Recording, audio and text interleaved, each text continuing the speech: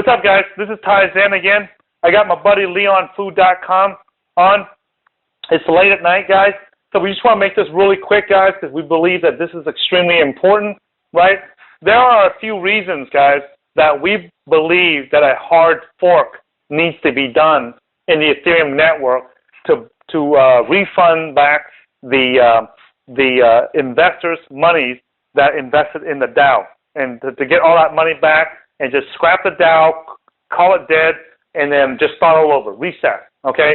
This is extremely important. It's not a joke, and it's 12 midnight right now as we are discussing this, because it's so important that we decided to stay for an extra few minutes late instead of going to bed to make this and put it out there for the community, guys, right? So it took us a while to figure this out, and then we recorded an hour-long video on it, and we saved it, and it got deleted by accident.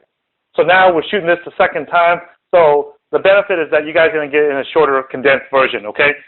The first reason, the people are arguing whether or not we should do a hard fork, soft fork, or and all these games that's being played right now as if it's a chess match or video games, guys, where we'll just call it the good guys, which is the Ethereum community and the DAO community, right? And the bad guys, which is the DAO attacker, they attack the DAO and drain the DAO account of $60 million worth of ethers, and now Lefteris and several other guys that's on the Slockit team are counterattacking the DAO attacker and draining his child DAO and trying to drain the money out of that, and they are, and then now there's a white hat attack where there is 7.5 million ethers that's remaining in the mother DAO, and they are draining that into a safe account so that the DAO, right? Yeah, a white hat DAO, which means it's a good DAO, and now the DAO attacker is trying to attack that, and then this is kind of like a bullshit video game that these guys are playing, guys, right? And we want to share this, guys, with you guys, that we need to just hard fork it and get it over with and hit the reset button and start all over, okay? Bitcoin did it before when it had the 92 million Bitcoin overflow back in 2010, I think it was, right? Ethereum can do it. It's young enough to where it can do it, and there's no harm to the network. There's people that claim there's harm. There ain't no harm. Just do it and get it over with, because there are several massive problems that's going to be caused by this theft of the $60 million worth of ethers, okay? And the first one deals with legal issues. You want to go ahead and talk about that, Leon? Sure. And I've been posting this on Twitter. We talked about this last time that U.S. law is global, right? Just because these guys are based in Switzerland and they're based in Germany, there are people from America that did invest in the DAO. Therefore, these guys are, the U.S. government, and I don't know which of the government. It could be federal, it could be state. More than likely, it will be federal. It'll be either the SEC, the Securities and Exchange Commission, the Secret Service, and the FBI. Those are the departments that would be responsible. It even could be like New York State, right? Even the state attorney generals, right? Yeah. So we were saying that, you know what, guys, even if you're not an American citizen and you've never been in America, if you committed a crime that involved America, not even American citizens, anyone in America, the American government can go after you. Yeah, right? You are not immune to U.S. law. Nobody in the world is immune to U.S. law. Yeah, and maybe like if you're in Russia, you might be immune, or if you're in, Ecuador or one of these other countries that don't have any treaties. But the United States basically has treaties with every single country in the world. Maybe there's only a handful or two that don't, right? Yeah. And every Western European country, the U.S. can, and this might not even be in the U.S., right? It could be the German government, it could be the Swiss government, and who knows? I'm not a lawyer. Right? Yeah. But we know that this is the United States is the world police, and they can go after anyone in the world almost, right? So if they don't return the money back, not only is Slockit, who wrote the DAO, at risk, but because there was such a close relationship, because all of the Ethereum team members were also like curators, and the people in Slockit were former members of the Ethereum community. It was such a, this isn't Mt. Gox, is what I'm trying to say, right? It's not like there was always a sense in the community Mt. Gox is Mt. Gox and Bitcoin is Bitcoin. Like, Ethereum is the DAO. I know some people don't agree with that. They say, no, the DAO is just a smart contract on Ethereum. Yeah, I know. We know that technically that's true, but socially that's not. Right, Ty? Yeah. Like, Satoshi Nakamoto never worked with Mark Capellas, right? We did Mt. Gox, right? They didn't, as far as we know. I'm not saying we don't know that, but there was clearly a relationship between the Ethereum Foundation, the people at Slockit, and the people that wrote the DAO, right? They're all the same group of people. Yeah. Right?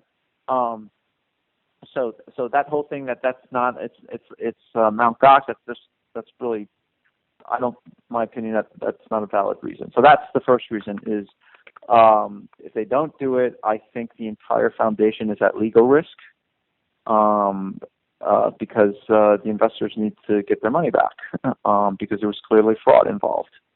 And that's not, what you and I think or anyone else think, our opinion doesn't matter. It's what the government's opinion is, right, Ty? Yeah, and many of you guys don't know this, and I don't want to get into a long description or story about it, but I have very, very, very close and extensive experience with the U.S. law enforcement and court system and justice system. And I can tell you right now, there is guaranteed, it's not if, okay, there is guaranteed to be court subpoenas and indictments, okay? The minimum legal outcome from this whole DAO fiasco is that there will be subpoenas and court hearings over this whole situation. And the people that will be subpoenaed and the people that will be brought to court will be the entire Ethereum team, the entire Ethereum Foundation, the entire Slockit team, the entire DAO team, and anybody that had to do with it. They will all, I'm telling you, that I have They're going to get dragged into court. They will all get dragged into court, and here's what's going to happen. They are going to pitch one team member against the other. They're going to threaten them with jail time, prison time, and they will roll. Somebody over there will snitch the other one out to avoid a prison sentence, okay? And I'm not saying this to spread FUD, guys, okay? I'm not saying, and please be aware of that. I have very, very extensive dealings with the U.S. law enforcement system, okay? And I can tell you that there will be people indicted. And I guarantee you that Vitalik, Stefan Toole, Christian Johns, all these guys will be testifying in a courtroom here, okay? Yeah. It's not if, it's just a matter of when, okay? Just a matter because it's just a matter. And this might not happen for a year, right, Ty? Sometimes it takes a while. These guys aren't fast. Right? With the reason why I believe that this one is going to be fast is here's the reason why. There are a bunch of prosecutors in America that have mindless jobs. They have nothing better to do. No one will ever know about the criminals that they put in prison. They will never get any money, fame, or notoriety for their entire lifetime's work. So these prosecutors are hungry. They wish that there is a case that they can handle that puts their name so they can get promoted. So maybe they can get recognized and get promoted, get an appointment to a judge, or it's just something, right? So they will do whatever it takes to go after these guys, right? They will. Yeah. They're going to do the research on it. I wouldn't be surprised if they drag your ass and my ass into court to talk about what we know, because we're putting out all these videos about Ethereum and the DAO and everything, you know? And so I'm just giving everybody a heads up, man. So that's the first thing, the first danger that the Ethereum community and the developers face. And we don't want that. We don't want any. Matter of fact, I know that Vitalik and the Ethereum team, Stefan, them guys are going to listen to this. And my highest and strongest recommendation to you guys is to stop broadcasting what your thoughts on the DAO is.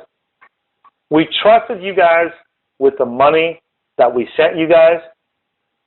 There's enough people, over 20,000 participants, trusted you with over $150 million. I don't need to know what you are doing to get us our money back. Just hard fork the damn thing and get it over with. You don't have to go into the technical and the security details. You know, like Lefteris is out there, you know, writing about how they're going to counterattack, the different ways to counter. Stop giving the DAO attacker information and intel about what the Ethereum community is going to do. Just do it. Yeah. Okay? We trusted you guys with over $150 million, right? We're going to trust that you'll do the right thing. You know, I don't think that anybody in their right mind who invested into the DAO believes that Vitalik or Gavin Wood, the Johnch brothers, Stefan Toole, any of these guys, there's not a doubt in anyone's mind that's going to believe that you guys are trying to rip us off. Shit happens, mistakes happen, no matter how smart, how intelligent, how good of a coder you are, mistakes are going to happen. Let's make this quick here. What's the second reason? The second reason is this, right, is that if they don't, you know, return the investors' money, right, the future development of Ethereum and any Ethereum-based projects in the future that once they get off the ground, they're going to get crushed. They're not going to get the support from the cryptocurrency community because the investors are going to lose faith. You know what I'm saying? They're going to lose faith, and then there's going to be hundreds and hundreds of projects that's coming out that can become the next Google or the next Yahoo or the next Amazon that's never going to get off the ground. Never get off the ground. Yeah. And that's a shame. We should not deprive those bright minds out there that are trying to get this off the ground. They would destroy the capital of the community. Yeah. Because it would be all of our, that money, if you don't get it back, that is going to go to future projects. That will never happen. Yeah. Stop playing these stupid games, you know, of attacking the attacker and counterattack and then counterattack. Who gives a shit about who my kung fu is better than your kung fu or my penis is bigger than your penis? Screw none of that. Fork the damn thing, get it over with, and let's move on. Okay? We shouldn't even give time and these counterattacks are just giving the DAO attacker more experience on how to attack the network in the future. Yeah. You know?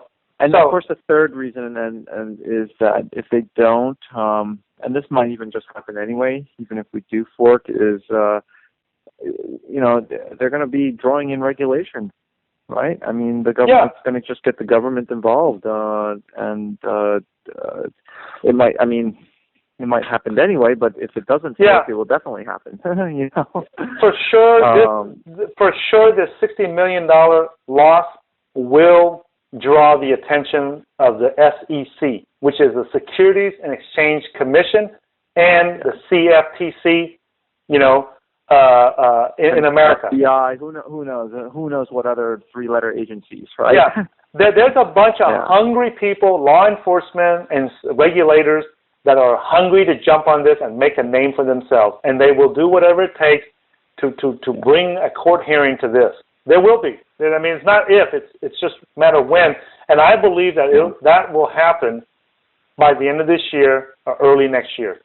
I really do, because they're not going to fool around with this. You know, the more that I look at what's going on and the more I see what's going on in the news that's in the media, it's going to happen. You know, so I hope that, I hate to say this, but you know, like that guy in the Facebook partner, Mark Zuckerberg's old buddy in college, you know, when they decided to split and Mark Zuckerberg decided to take off, you know, in that movie, The Social Network, when they parted as friends, remember how he said, you better fucking lawyer up, right?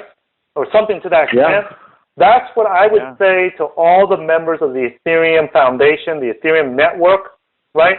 And everyone else, because there's no getting around it.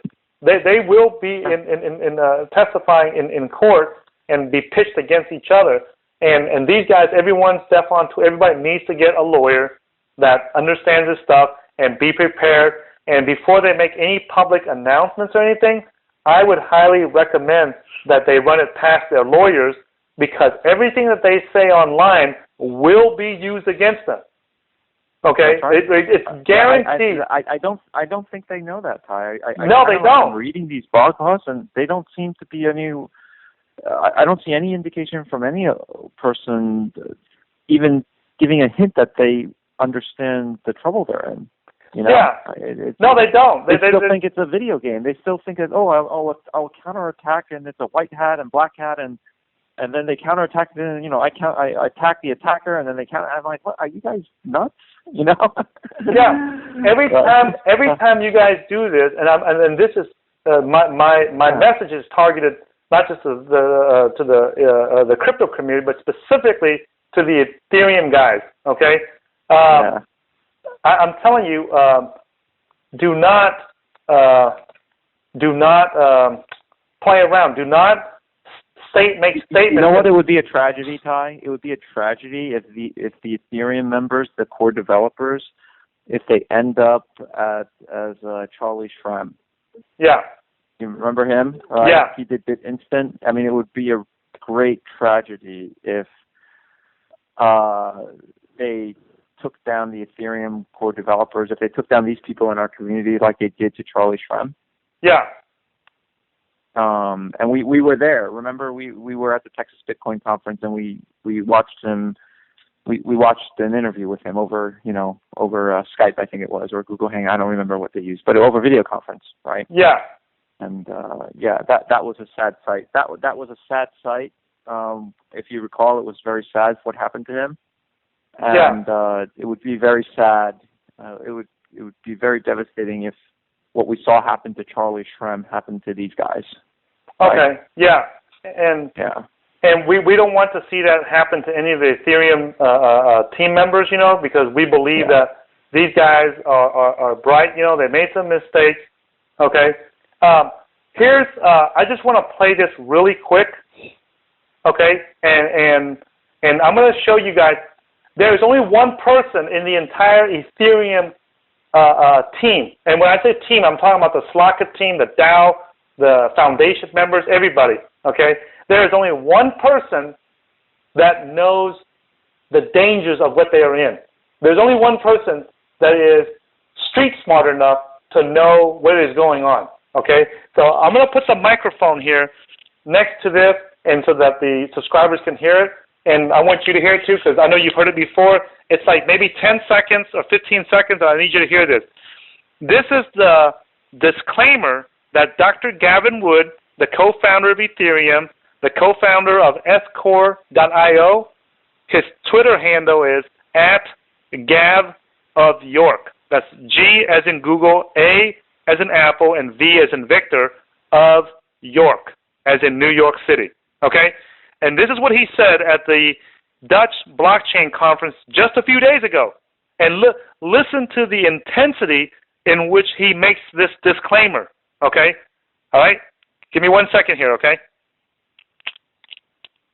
This is a talk on decentralization and the defense of it. So I'm going to make it super 100 million% clear who I'm coming here as. I am not a creator, curator, founder, or author of the DAO, okay? That's not who I am. I'm not a representative of the Ethereum Foundation. I have not been involved with the foundation for 6 months. And I am not involved in the Slockit team, okay? I never have been. Right, that's who I am not. Okay, did you hear that clearly, Leon? Yeah, he's very emphatic about that, right? Okay, yeah. So he was, he basically built Ethereum, right? He was on the foundation up until 6 months ago, right? Yeah. He didn't. Yeah. He is not. He was a curator on the DAO too, right? We know he was a curator. He resigned, but he was also a curator on the DAO, right? Yeah. And let me, in case someone did not hear that clearly, because I had the microphone next to my laptop, let me just repeat what he said. I can see it because at the Dutch Bitcoin conference, he has it on the first slide of his presentation. He says, "Who I am not." He says, "I'm not the DAO creator, founder, or author, not representative of the foundation, meaning the Ethereum Foundation, not involved in the Slockit team, right? So, I mean, who in the world would go out there and make a disclaimer like that in the middle of a Bitcoin conference, in the Dutch Bitcoin conference? So I would say, like you and I have, talked before we recorded this, that it seems like he's the only one that has any street smarts to know the gravity. And I don't even know. At least he seems like he's the only one that seems to have given any indication he's even aware. Yeah, he's aware. And no matter what disclaimer he makes, he is the face of Ethereum, just like Vitalik and Stefan Tool. Yeah, that's right. And I would not be surprised if they bring in Charles Hoskinson too. Everybody that's involved. And he hasn't been involved for almost 2 years, right? Yeah. I mean, yeah. He left 2 years ago, right? He left right before the crowd sale. Yeah. Yeah, they will all be brought in. That's just to show you guys there's a reason why Dr. Gavin Wood, he's not a dummy. That dude is smart. Okay? There is a reason why he put those disclaimers there to separate himself and distance himself from the DAO, from the Ethereum Foundation, from the Slockit team, because he believes that will distance him from all the legal troubles that's coming, right? But it's not. Oh. It's not. It's not going to do anything. He will be in court too. Okay? Yeah. All right, man. Let me, we got one last one. We got one last one, bro. Bonus, fourth reason why they need to go ahead and fork this thing and get it over with. Okay? The fourth reason, guys, many of you guys know I grew up in the projects and in the ghetto, in the hood, right, in East Texas. And I'm going to tell you guys, out of the 20,000 participants that participated in the DAO Hub ICO or crowd sale, there is going to be somebody in there that spent their entire life savings to invest into it. Even though everyone tells them, everyone knows that you don't invest in this kind of risky stuff, unless it's money you can throw away. There's going to be somebody that didn't listen. And they trusted Stefan Tool. They trusted Vitalik. They trusted the John's brothers. They trusted Dr. Gavin Wood. They trusted all these people on the Ethereum team and the developers. And what's going to happen is this individual who lost all their money, they're going to be very, very upset. And when they see, a young kid like Vitalik, these guys that, like Vitalik and all these guys, it's not like they know Kung Fu or something, okay? There's going to be somebody that's a disgruntled investor that's going to see them at a conference or something, and I would not be surprised. It would not surprise me at all if they do bodily harm or damage to one of these Ethereum developers or to one of the Slockit developers. There are people crazy enough. When you have over 20,000 participants, there is bound to be a nutcase in there somewhere. I know it's not going to be me. I know it's not going to be leonfood.com. But there's the other 20,000 something people, there's bound to be one or two nutcase that is very, very disgruntled that they lost all their money. And I would not be surprised if they commit some kind of violent crime against one of the Ethereum or Slockit or DAO folks. And that's why I highly recommend that they do this just for the protection of the people that are developing the Ethereum network. Because if that happens, somebody's going to get hurt and the entire network is going to go down.